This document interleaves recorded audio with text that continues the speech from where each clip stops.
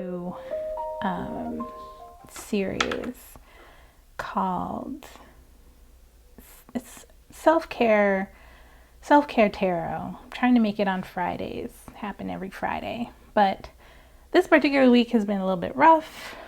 Look at that, got cork in my wine. So this Friday I'm calling it Wine and Tarot. I'll try not to whine. I'll try to drink my wine, right? Not whine too much. But I also wanted to, I realized in talking to a friend last weekend that I missed having like a spiritual space to talk and chat. And she's just the kind of person, you know, I can talk to and have those kind of discussions with, like woo-woo stuff. But I also have a few more friends that I also discuss these kinds of things with. Something fell and I didn't see what fell. Oh, I'll figure it out. But yeah, so I think that's my inspiration for as I'm moving and ramping into this self-care tarot. Yeah, so this week it's wine and tarot. That's gonna be my self-care.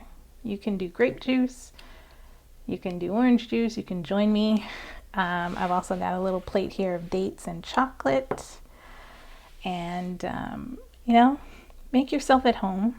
I'm just gonna talk and pull some cards and talk a little bit about intuition and maybe even cover a few extra things that I learned this week. So I had a connection this week with the card of the Chariot, which was super surprising. I was doing one of my daily reads when I wake up in the morning. I try to meditate if I'm in a place where I feel, you know, comfortable, usually at home. And yeah, I meditate, I pull tarot, and I kind of like sit with the message that's there. And not only do I sit with it, I try to expand on it and really go into the deeper meaning beyond, you know, any biases that I might have. Because of course, you know, that's perfectly, you know, something that could happen. So in this particular reading, it was a 3-card reading. And of course I read the cards on the bottom, but I got the High Priestess in reverse as part of the reading, and then but the bottom of the deck was the Chariot. And so to me, the bottom of the deck kind of gives a feel of what the overall message is about. And so for the reading to end on the High Priestess in reverse, right, was jarring to me, because it kind of was like this question of, oh my goodness, you know, am I out of my High Priestess energy? The High Priestess is one that I really connected with when I started reading tarot. It was this, you know, it's this connection to, you know, the idea that she could have been, you know, the High Priestess of Banana. She could have been a poet. She could have been, you know, just someone that was the keeper of spiritual knowledge and secrets. Someone who was guarding the secrets, not so much guarding the temple, but guarding the knowledge, right? And that's how I think of her. And I think of her as being very, you know, very tapped into the universe. It's like the gateway behind the High Priestess is one that could be, you know, it could lead to all sorts of universal knowledge and treasures and, you know, anything. It could be anything. And so when I saw the High Priestess in reverse, I was like, you know, it felt like, so when I say it feels like, I start connecting it to dreams and things like that. And there was this moment when, a few years ago, I was going through a bit of a hard time and trying to heal from some physical stuff. And in a friend of mine had sent out this meditation on Jupiter, because I think Jupiter was doing something really big at the time, or making some sort of movement into a new sign.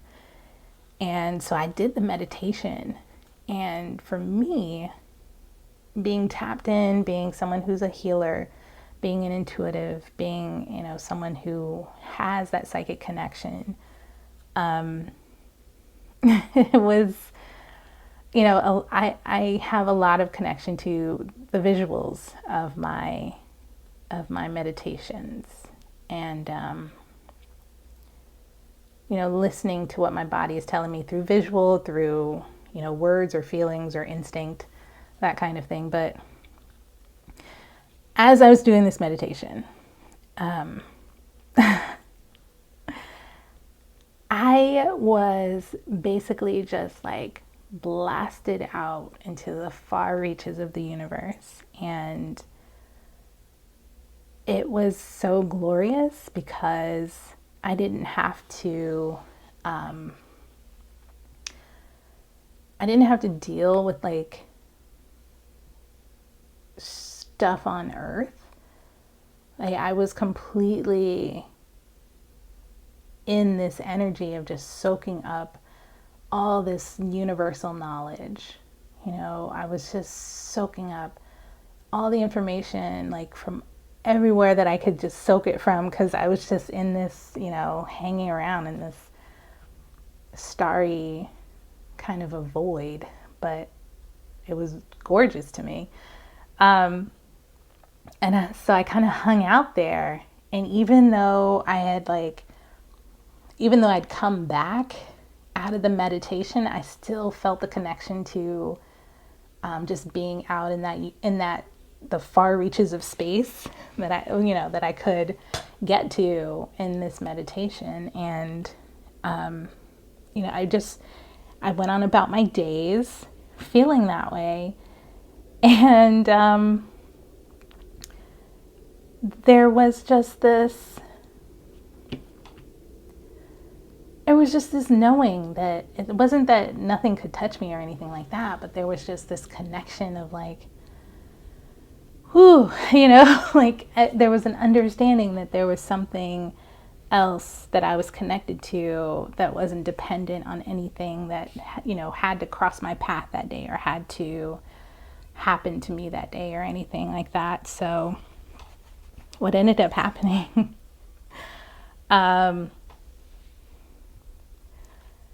I think one day, I can't remember if I can't remember when it happened, but I had this sensation of that part of myself kind of being yanked back down to earth. And I was like, oh no, what's going on? But I knew as soon as it happened that I basically was going to be dealing with some bullshit nonsense on earth. And directly in my life. And that's exactly what happened. It was so devastating, to not be in that spiritual space and having to bring that, it was devastating to lose that connection, not so much lose the connection, but lose that, being able to get out into that area, spiritually. But I kind of feel like, with the High Priestess in reverse in that reading, there was this sense of, I can pull out the High Priestess too, but there was just this sense of needing to be present in my life. And, and it was just like, I think something in my spirit recognized that I needed backup, right? So that's actually a new thought that I just had. So I'm going to take a sip of wine and then I'm going to find the card and I'll continue. Okay. Let's find this High Priestess card. Should be on the top, maybe. Whew. So yeah, I feel like there was just this sense of, either my spirit or something realized that I needed some backup, because there was something that was not looking out for me in the way that I thought I could trust them with. And it happens. Lesson learned. But where is I'm going to find the Chariot card too, because I want to share that as well. So I felt like the High Priestess in reverse is basically, that sense of being pulled back from that space in the universe. And it's like the High Priestess coming out of her, that the High Priestess energy that I felt I had, right? The keeper of secrets, the understander of knowledge, the feminine aspect of God, just being pulled back into me. And I felt like part of this is, is like I needed backup. This is how I read the High Priestess, is I needed backup. But also what I needed was faith. And that's kind of what I got out of the reading, was that I needed faith. I needed faith. And I needed to stand my ground, actually, which is very weird for this card. But the rest of the cards also added up to that. So, yeah, so let's see. Let me pull out the Chariot card to talk about how that also impacted the lesson this week for me. And then I'll go ahead and, I'll do some walkthroughs, readings. Let's do a self-care reading with some oracle cards. Okay. So the High Priestess in this particular reading, I'm not going to bring out the other cards that I had in it, but this was this was like the outcome. And the High Priestess in reverse was basically telling me I needed to step out on faith. I needed to stop standing guard. And I needed to present myself in a faithful way, right? My faithful way to myself. The Chariot, I was confused as to why the Chariot was here, because the Chariot is all about success. But I was like, success how? Like this, how is this reading showing success when it's telling me, you need faith, you need to back yourself up, you need to step out on faith, you need to back yourself. Yeah, all that. So I question, the Chariot. The Chariot is it's all about success. It's all about moving towards success. And I just couldn't figure out why it was there. What kind of success is this thing talking about, right? So I looked at Rachel Pollack's book. I think it's The Wisdom of the Tarot, or Tarot Wisdom, yeah. Wonderful book. And I was reading through and I just couldn't understand, why is the Chariot here? And in this particular reading, it felt almost like bittersweet success, right? No, not bittersweet. So with the Chariot, Rachel shares the story of Oedipus, which also is quite fantastic, because I've been doing a lot of stuff around mothering, right? In my own spiritual and therapeutic work. So, which is just a connection, but I'm being honest. So, the Chariot. Rachel tells the story of Oedipus, who learns from the oracles that his fate is that he would kill his father and marry his mother. And it's just, there's so many layers to how this is all like playing out, but I'm only going to share my part of it. But so Oedipus, denying, in full denial, right, of what the oracles have told him, flees. And, you know, he leaves, he runs away. He's like, no, there's no way that could happen. No. And so he runs away. And in his running away, I think he was on some sort of road and passed by this very arrogant chariot driver, right? Who was basically just like, I guess they must have gotten to some sort of altercation, but Oedipus ends up killing the man.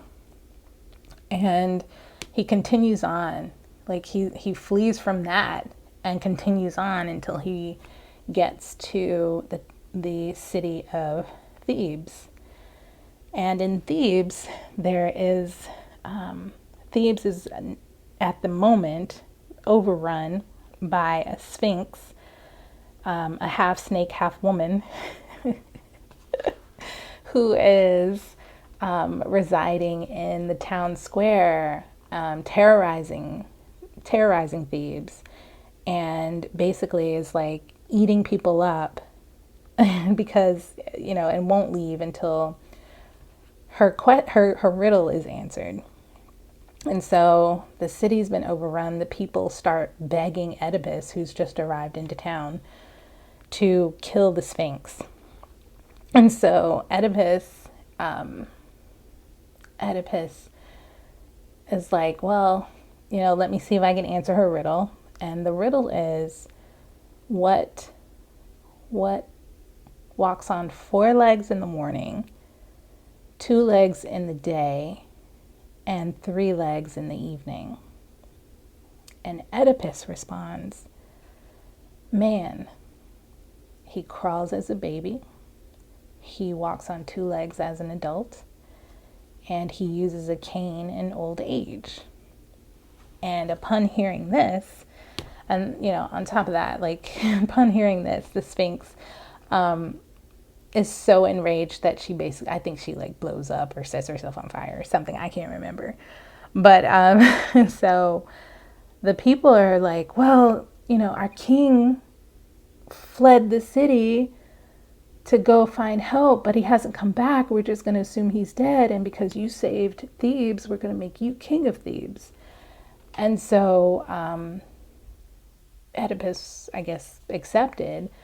And then the people said, oh, let's cement this honor.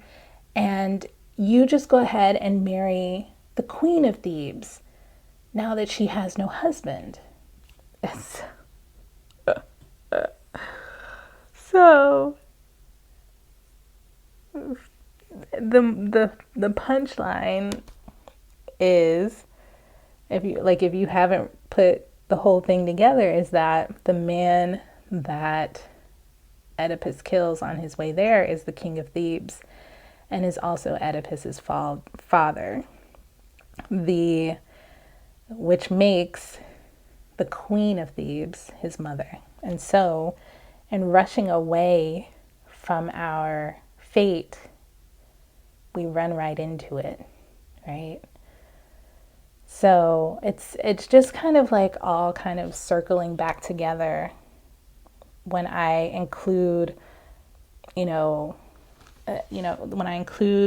talking about my dreams and my meditations and things like that. It all kind of routes together of, in this meditation, I was in my place. I was in a place that I wanted to be spiritually, way out there in the universe. And then something, pretty upsetting brought me back to earth to deal with it. And I think that's also what the Chariot was telling me is, you know, it's bittersweet the way that you get the things that you want, right?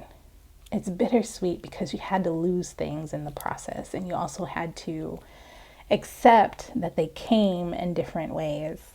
They showed up differently than how you expected. They required sacrifices that you never thought you'd have to make.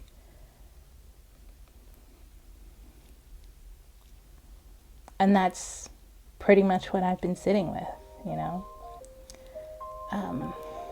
Yeah. So that is what I've been processing this week. Just a little scotch of what I've